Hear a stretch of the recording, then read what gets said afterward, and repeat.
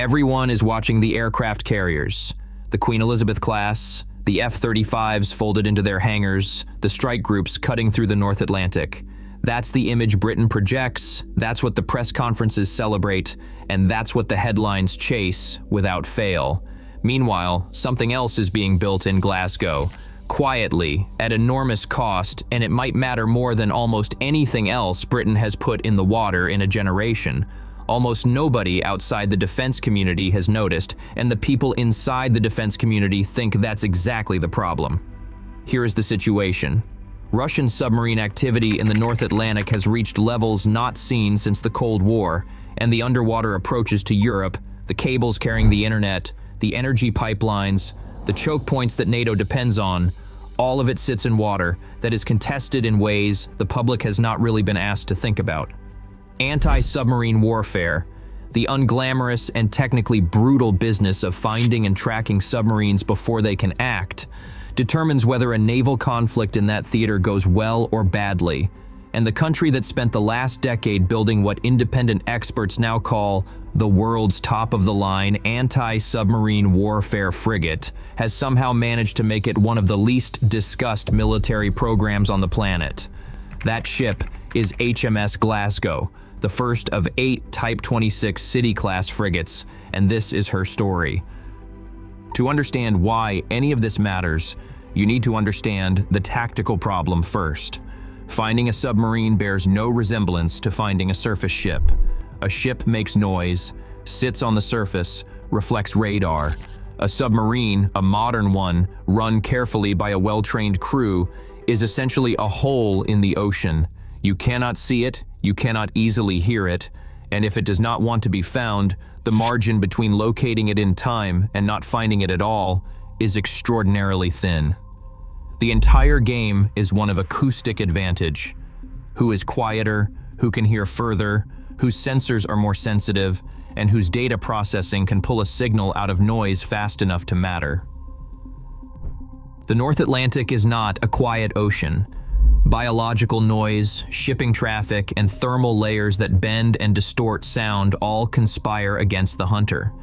Working a submarine contact in those conditions requires a ship that was built around the problem from the very beginning, not a general-purpose frigate with a sonar system bolted on as an afterthought, but a platform where every design decision, the hull shape, the propulsion arrangement, the internal layout, the routing of pipes and cables was optimized around the single goal of being acoustically quiet and acoustically capable at the same time. Building that combination is extraordinarily difficult, and the history of the Type 26 program tells you exactly how difficult it proved to be. The story begins in 1998 when Britain launched something called the Future Surface Combatant Program, an initiative to determine what the Royal Navy's frigates should look like once the Type 23s reached the end of their service lives. 12 years passed before it evolved into something called the Global Combat Ship, and another 5 years passed before a development contract was signed with BAE Systems in 2015. The first steel on HMS Glasgow was not cut until 2017, and along the way the original order was reduced from 13 ships to 8 in the Strategic Defense Review of 2015. The program stretched, costs accumulated, and critics sharpened their pencils accordingly. Those critics were not entirely wrong. The Type 26 carries no ballistic missile defense capability, and its air defense suite, built around the Sea Scepter missile, is capable but does not match the radar fits on the French FDI frigate or the German F-127. Score it across every mission type on a spreadsheet, and certain European competitors will outscore it in certain columns. The ship also took 11 years from keel laying to its expected initial operating capability in 2028, which is the kind of timeline that invites uncomfortable comparisons. You could have started a different warship program in the time it has taken to deliver this one. But here is the thing. The Type 26 was never designed to win every column on that spreadsheet. It was built to be the best in the world at one specific thing, and the question of whether that trade-off was wise turns out to have a remarkably clear answer. And that answer arrived in August 2025 when Norway announced it was buying at least 5 Type 26 frigates in a deal worth £10 billion. That is the largest warship export Britain has ever completed by value, and Norway's largest ever defense procurement by the same measure.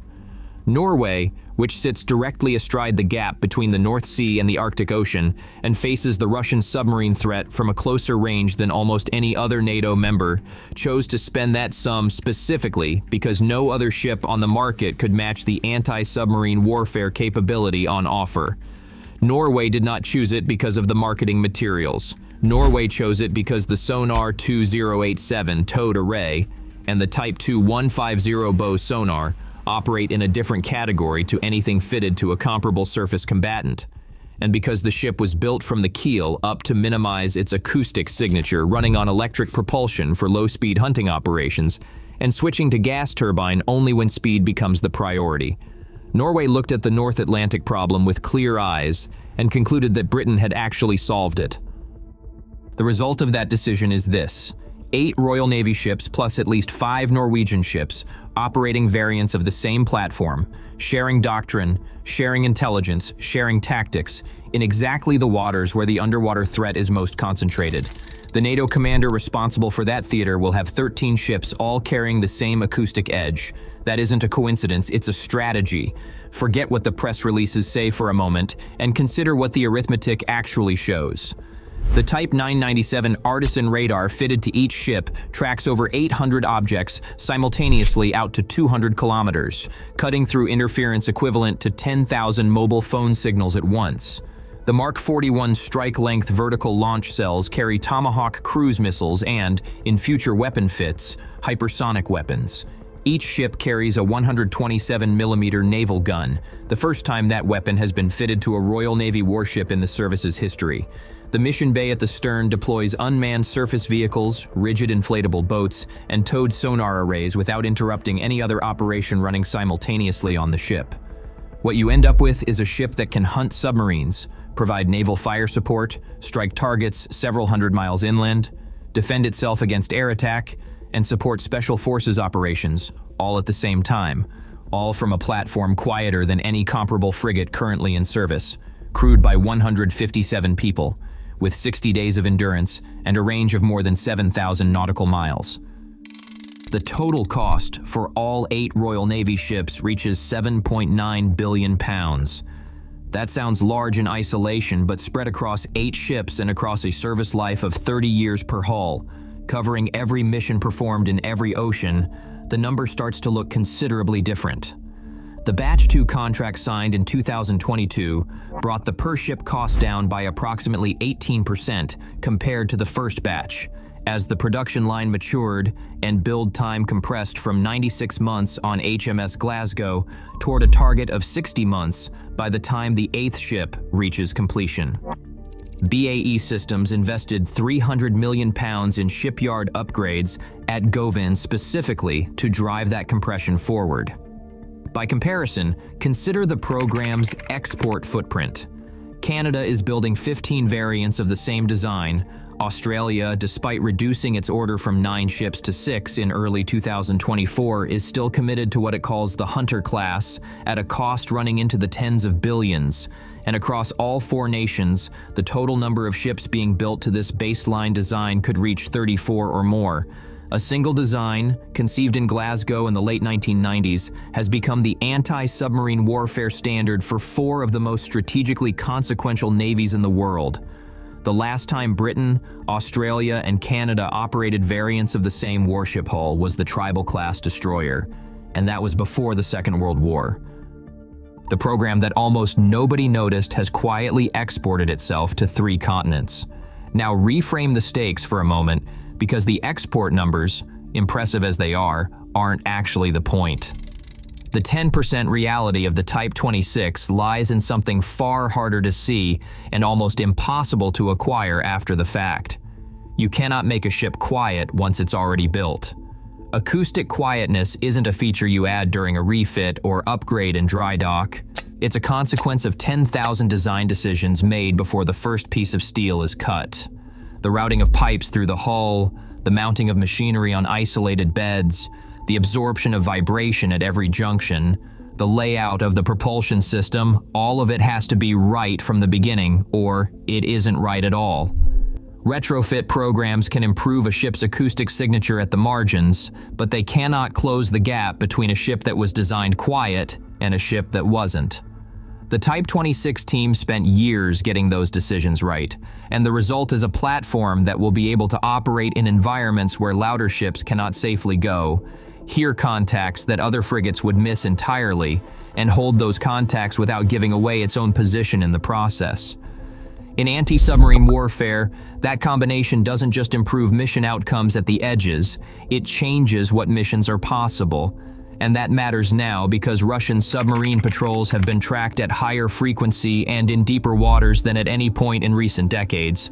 And the North Atlantic Gap, the stretch of ocean running from Greenland to Iceland to the United Kingdom, is the choke point through which any serious naval conflict in that theater would flow. Controlling the underwater picture in that gap means controlling the strategic situation. The country that built the best tool for doing exactly that is a mid-sized island nation that most observers assume doesn't have the budget to compete at that level. That assumption, it turns out, deserves revisiting. HMS Glasgow was named at the Scotstoun Yard on the 22nd of May 2025 by Catherine, Princess of Wales, with 5 of the 8 ships now simultaneously under construction on the Clyde and steel being cut on HMS Newcastle. The production drumbeat is real, and it is accelerating.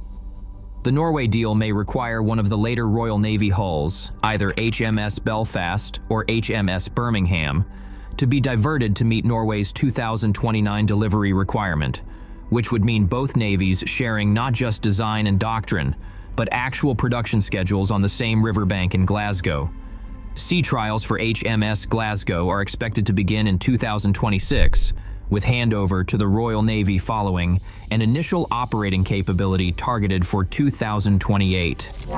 By the early 2030s, all 8 Royal Navy ships will be in service, and by then Norway's frigates will be joining them in the same waters, running the same sensors, working the same contacts. The combined British and Norwegian Type 26 force will represent something that the people building it have understood for years, and the wider world is only beginning to register. Norway's ships entering service alongside the Royal Navy's own frigates will be covered here when that timeline lands. If that is the kind of story worth tracking, this is where it gets tracked. Britain built the most advanced warship in Europe. It built it on the River Clyde, it took longer than anyone originally planned, and it cost more than the first estimates suggested it would. The finished product is quieter than its competitors, more capable in its primary role than anything else currently in the water, and has become the export template for allied navies from the Arctic to the Pacific. Almost nobody outside a small community of naval analysts and defense journalists paid it any meaningful attention while it was happening. The carriers get the cameras, the submarines get the silence, and the ships built to hunt those submarines, it turns out, were built in silence too.